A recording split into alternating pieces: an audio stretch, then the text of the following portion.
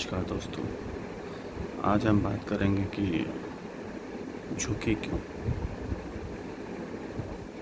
जैसे मैंने पहले बताया था कि झुकना भी एक कला है, लेकिन झुके क्यों, ये भी बात है।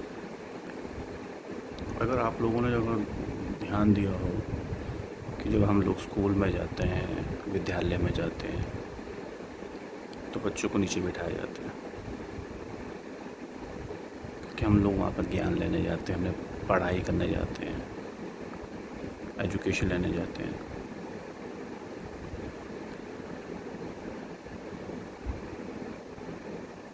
क्योंकि झुकने, अगर आप झुक नहीं रहे तो आपको ज्ञान का भंडार नहीं मिल सकता, पहली बात। क्योंकि वो व्यक्ति झुकता नहीं है, उसको ये गलतफहमी होती है कि उसको सब कुछ आता है। तो ऐसा तो हो नहीं सकता कि दुनिया में हर इंसान को सब कुछ आता है। तो ज्ञान का भंडार उसी को मिलता है जो झुकता है। एक शायद कहानी आपने रामचरितमानस में सुनी होगी, जब राम जी ने रावण को धराशायी कर दिया तो उन्होंने लक्ष्मण जी को भेजा कि जाओ, वो ब्रह्म वेत्ता है, ब्रह्म ज्ञानी है, उससे जाओ ज्ञान लेके आओ, उनसे आग्रह करना। तो लक्ष्मण जी गए और रावण के सर के पास खड़े हो गए और उन्होंने बोला कि मुझे ज्ञान दीजिए, और रावण ने मना कर दिया। लक्ष्मण जी वैसे ही गुस्से वाले थे तो वापस चले गए। तो जब राम जी ने पूछा कि आप ज्ञान ले आए, क्या बोला रावण जी ने, कहते उन्होंने तो मुझे ज्ञान देने से मना कर दिया, उनमें इतनी अकड़ है, इतना अहम है। तो राम जी ने पूछा कि आप जब उनसे ज्ञान लेने गए थे तो आप किस तरफ खड़े होते? तो लक्ष्मण जी ने बोला उनकी सर की तरफ। कहते यही गलती कर दी।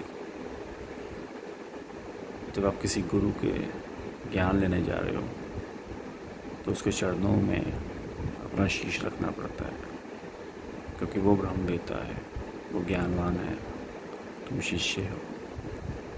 वापस जाओ, उनके चरणों को नमस्कार करो और उनसे ज्ञान लो। जब लक्ष्मण जी दोबारा गए और रावण के चरणों की तरफ बैठे उनको प्रणाम किया, तो रावण ने उनको अपना गुप्त ज्ञान, जो ब्रह्म ज्ञान था, उनको दिया। क्यों? पहले वो झुके नहीं, क्योंकि सर के पास, सर मतलब अहम से गए, और जब आपको ज्ञान चाहिए होता तो आपको झुकना पड़ता है। जो इंसान झुक जाता है, ईश्वर भी उनका साथ देता है, ईश्वर भी उनके साथ रहता है। और ये अगर आप जितने भी वेद पुराण, जितने भी ग्रंथ हैं, जितने भी होली बुक्स हैं हमारे, चाहे वो गीता है, चाहे बाइबल है, चाहे कुरान है, चाहे गुरु ग्रंथ साहिब है, जिसमें गुरुओं की वाणी लिखी हुई है, उन्होंने एक ही बात लिखी है, प्रेम।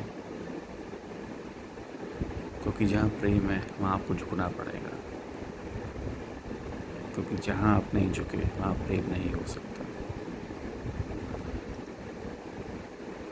पति पत्नी का संबंध खत्म हो जाता है क्योंकि वो झुकने को तैयार नहीं होते। जो झुक जाते हैं वो फॉरएवर रहते हैं। ईश्वर और भक्त का जो मिलन होता है वो सिर्फ झुकने पे होता है। भक्त जब तक समर्पित नहीं करेगा अपने आप को, तब तक उसको ईश्वर का भी दर्शन नहीं दे सकते। चाहे वो जितना बड़ा भक्त हो, जब तक अहम रहेगा तब तक ईश्वर आपको नहीं देगा दर्शन।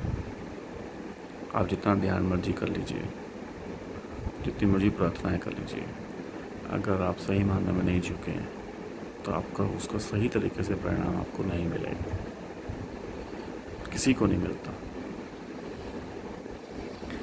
झुकना से बोला ज्ञान का भंडार है। उसमें जो झुक गया वो सब कुछ पा लेता है। गौतम बुद्ध ने कहा है कि हज़ारों लड़ाइयों से अच्छा है कि आप अपने आप पे विजय प्राप्त कीजिए, क्योंकि वो जो जीत है वो कोई छीन नहीं सकता। वो सत्य है, वो आपके साथ हमेशा रहेगी। और खुद पे जीत पे, अगर आपको खुद पे जीत कायम करनी है तो आपको झुकना पड़ेगा। गौतम बुद्ध शांत थे, और जो इंसान शांत होता है वो झुकता है। अगर आपने ध्यान दिया हो, जितने भी अगर हम अपनी पुरानी कथाओं में जाएं, जितने भी अगर हम पुराने चीज़ों में जाएं, कि हमारे देवताओं को जब जब अहम आया, जब वो झुके नहीं, उनको परिणाम भोगने पड़े, और जब वो झुके तो उनकी पूजाएं हुई। ऐसे ही जो ईश्वर होता है उसी भक्त के ऊपर अपना हाथ रखता है, जो झुकता है, जो बिना चाह के झुकता है। इसलिए झुकना जो है एक कला है, और इसमें झुकना भी चाहिए। अगर ज्ञान के भंडार चाहिए और वास्तविकता में अगर आप अपने आप को समझना चाहते हैं, अपने आप को विनम्र बनाना चाहते हैं, तो झुकिए। धन्यवाद। अपना ध्यान रखिए, अपने माता पिता का ध्यान रखिए, अपने आसपास ध्यान रखिए, किसी को तकलीफ में दीजिए।